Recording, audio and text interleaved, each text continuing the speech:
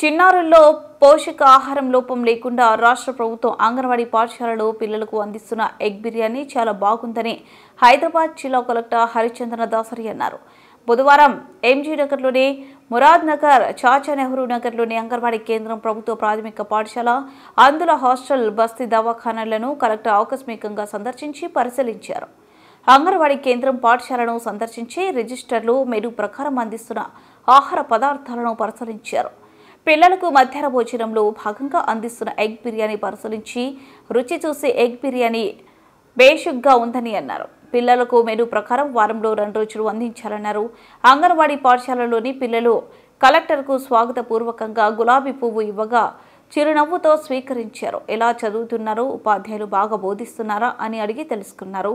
పిల్లలు ప్రతిరోజు అంగన్వాడీ పాఠశాలలకు రావాలన్నారు.